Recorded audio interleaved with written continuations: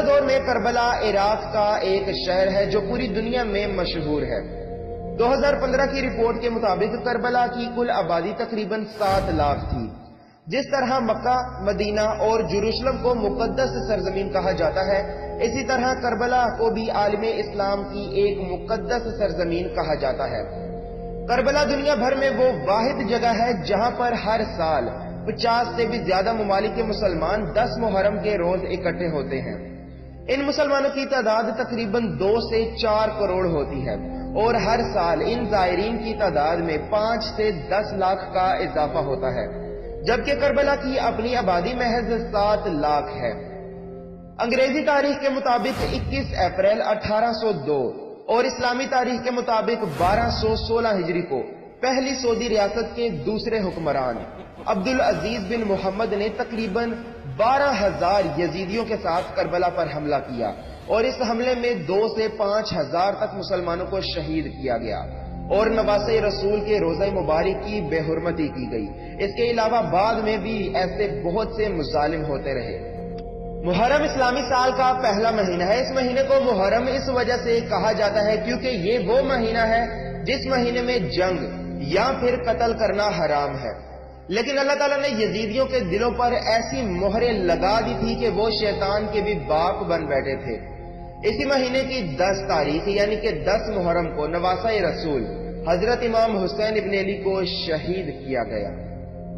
اسلامی تاریخ کے مطابق 10 محرم کے دن جو اہم واقعات رونما ہوئے وہ یہ ہیں: حضرت آدم علیہ السلام کی توبہ قبول ہوئی، حضرت یونس علیہ السلام کی قوم کی توبہ قبول کی گئی، حضرت عیسیٰ علیہ السلام کی پیدائش ہوئی، حضرت ابراہیم علیہ السلام پیدا ہوئے، بنی اسرائیل کے لیے دریا پھاڑا گیا، حضرت یوسف علیہ السلام کو قید خانے سے رہائی ملی، حضرت یونس علیہ السلام کو مچھلی کے پیٹ سے نجات ملی، حضرت یعقوب علیہ السلام نے بیماری سے نجات پائی، حضرت سلیمان علیہ السلام کو بادشاہت عطا ہوئی، حضرت یعقوب علیہ السلام کی بینائی واپس آئی، حضرت موسیٰ علیہ السلام پیدا ہوئے، آسمان سے پہلی بارش ہوئی، قیامت اسی دن آئے گی۔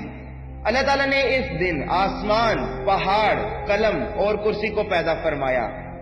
عاشورہ کے دن ہی اصحاب کہف نے کروٹیں بدلی۔ امام حسین ابن علی کی شان میں کیا خاص کہا ہے کسی نے؟ شاہ است حسین، بادشاہ است حسین، دین است حسین، دیپنا است حسین، سرداد نداد دست در دست یزید، حقہ کے بنا لا الہ است حسین۔ یعنی کہ شاہ بھی حسین ہیں، بادشاہ بھی حسین ہیں، دین بھی حسین ہیں، دین کو پناہ دینے والے بھی حسین ہیں۔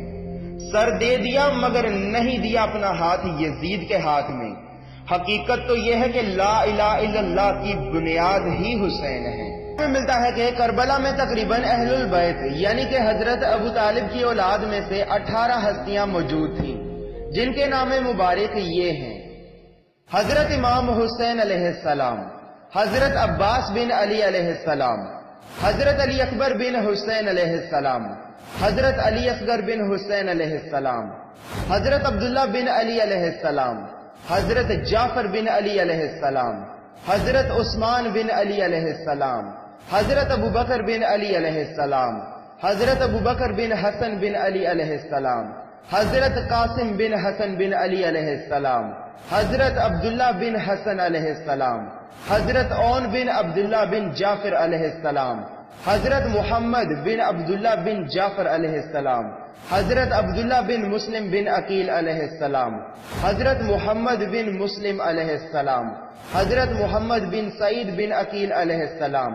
حضرت عبد الرحمن بن عقیل علیہ السلام اور حضرت جعفر بن عقیل علیہ السلام۔ اس کے علاوہ کربلا میں حضرت امام حسین ابن علی کے ساتھ جو صحابی تھے ان میں قبیلہ بنی اسد، جھابی، انصاری، بجلی اور حسامی، کندی اور غفاری، قلبی، ازدی، عبدی، تمیمی تائی اور تغلیبی جیسے قبیلوں سے 4 افراد شامل تھے۔ حضرت امام حسین ابن علی فرماتے ہیں: ظلم کے خلاف جتنی دیر سے اٹھو گے اتنی ہی زیادہ قربانی دینی پڑے گی۔ شاید آج اسی وجہ سے روزانہ ہزاروں مسلمانوں کو بے دردی سے قتل کیا جاتا ہے، جس کی مثال ہمیں عراق، فلسطین، برما اور کشمیر جیسی جگہوں پر دیکھنے کو ملتی ہے۔ ان سب باتوں کے بعد میں صرف ایک بات ہی کروں گا، اسلام زندہ ہوتا ہے ہر کربلا کے بعد۔ اگر واقعی اسلامی حکومت دیکھنا چاہتے ہو تو جہاں پر ظلم نظر آئے اس کے خلاف آواز اٹھاؤ۔